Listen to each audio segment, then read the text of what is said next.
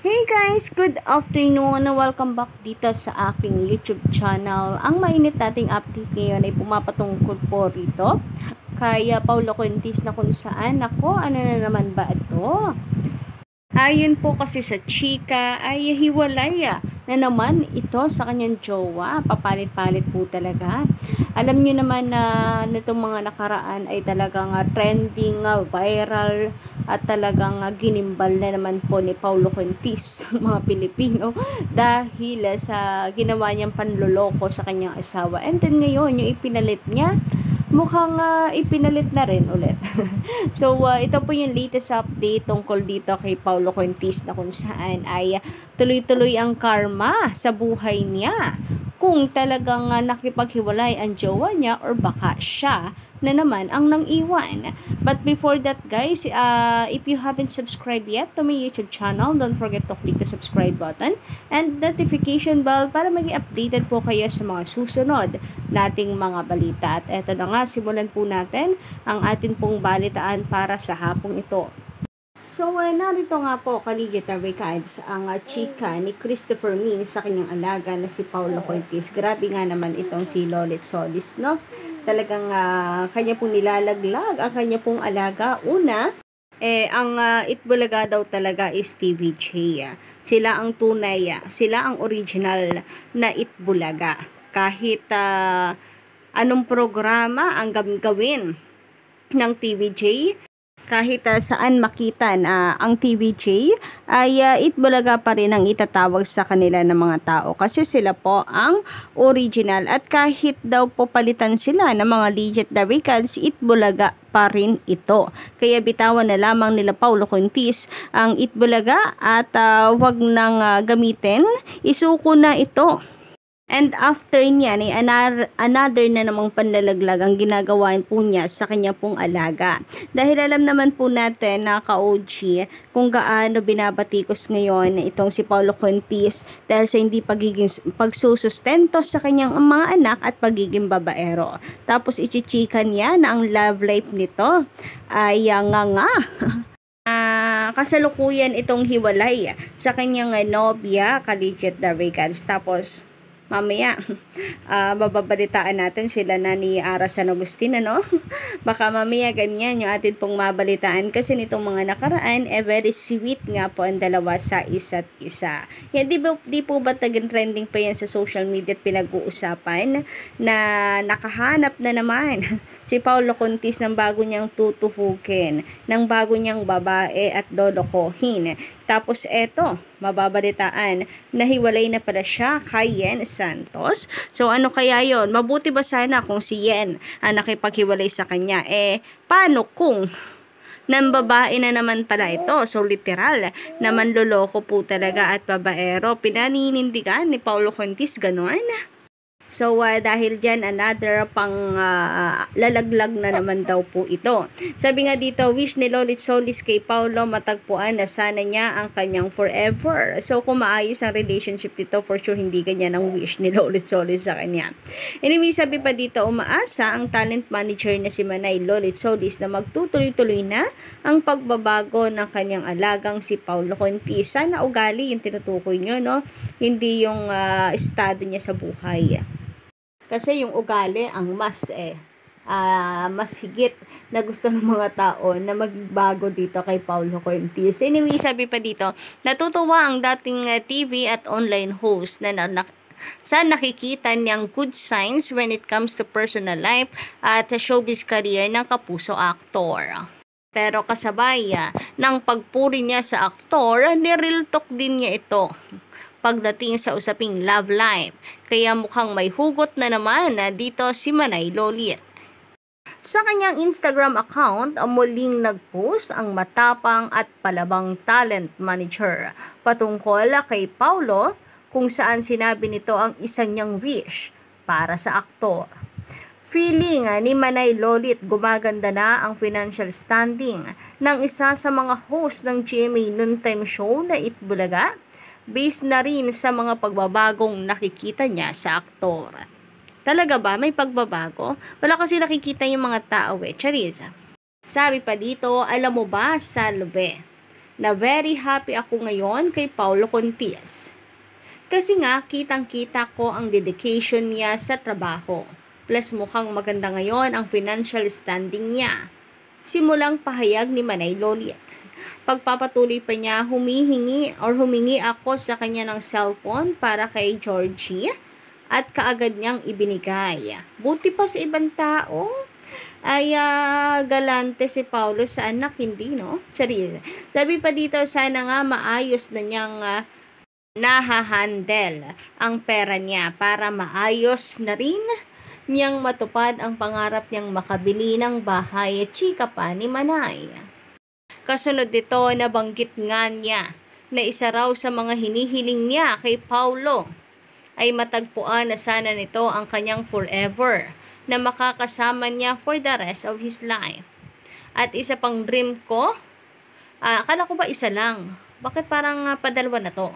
Anyway, at ang isa pang dream ko para sa kanya ay matagpuan na niya sana ang babae na magiging forever niya. Nulit lang eh. Iyan ang kailangan ni Paulo Contis, isang partner na magiging matibay niyang sandalan sa mga moments na medyo dumidilim ang paligid niya. Ako, dami na pong nagdaan. Pinakawalan lang ni Paulo Contis. Kaya for sure niyan, mahihirapan na po siya dito sa wish po ninyo. Dahil ang dami na niyang pinalagpas. Ano ba yan? Anyway, bakit nga kaya ganyan? Hiwalay na kaya sila ni Yan Santos? Anyway, sabi pa dito, Paulo Contis is such a good person. Talaga ba? Kaya tiyak na matatagpuan din niya lahat ng kailangan niya sa buhay na masaya at tahimik. Lahat pa ng veteran entertainment columnist. Ang sabi pa ng talent manager, mukhang hindi pa talaga ganap na maturity. Tama. Hindi pa ganap ang maturity ni Paulo. Grabe, 40 plus na, hindi pa rin mature. Pero ilalaban daw niya ang kasipagan nito at pagiging professional sa trabaho. Si Paulo Contis ang isang tao na getting older but refusing to grow up. Dahil hanggang ngayon, hindi pa rin ganap ang maturity para maging very responsible sa kanyang mga desisyon. But slowly, he's getting there. He is getting there. Makikita mo na sa kanyang dedikasyon sa trabaho. Keep growing up, Paulo Contis, dahil mabait ka. Sure ako na mararating mo at makukuha lahat ng dream mo. Bongga. Ang chika pa ni Manay Lolit Solias. Well, ang masasabi natin, pagdating nga po dito sa trabaho, grabe din talaga si Paulo Contis. Ang kapal eh. Totoo, masyadong dedicated. Ang kapal eh. Ang kapal po na tirahin ang TVJ. Masyadong ginalingan sa kanyang trabaho. Kaya eto, at nagmumukha ng tagapagmana ng kumpanya.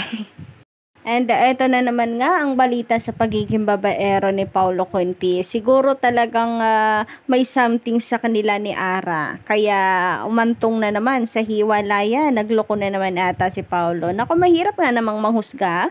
Hindi rin natin alam ang totoo. Pero paulit-ulit na ganito ang nakikita ng mga tao. Kaya tagsisilbing at tinuturing itong patunay na talagang walang ibang hilig si Paulo kundi ang magbilang na lamang ng babae sa buhay niya. Kaya ang mga tao talagang kinakalampag siya pagdating sa pagsusustento sa mga anak. Kaya for sure niyan ay talagang si Paulo ay aanuhin na naman ng mga tao, gagambalain. Anyway, sabi dito ni Sir Agustin Castro, magandang gabi. Bakit pa paabuti ng katapusan ng December? Dapat ngayon na. Siguro kasi po lalabas ang injunction kasi January, kaya ganoon ka-legit the barricades. And ang TVJ, hindi rin talaga masyadong mabait. Talagang hindi rin kinakaya ng legit barricades ang kabaitan ng TVJ na sobrahan sa kabaitan. Iniintay pa nila na respetuhin muna sila ng tape ink bago nila tuluyan na gamitin ang titulong Itbulaga. Grabe. Nako, sabi ko nga po kung ako yon, hindi na sa akin ang karapatan Bahala kayo. Kayo ang mag-adjust. Nag-adjust na kami. So, kayo naman ngayon, kung ako yung paglalaban ko talaga. Pero, masyado talaga pong mabait at marespeto ang TVJ. Sabi nga nila, talagang bumabait at wala na po yung galit sa puso nila. Gusto na lang talaga nila na finally, mapanalo po nila ang laban hanggang sa Korte Suprema.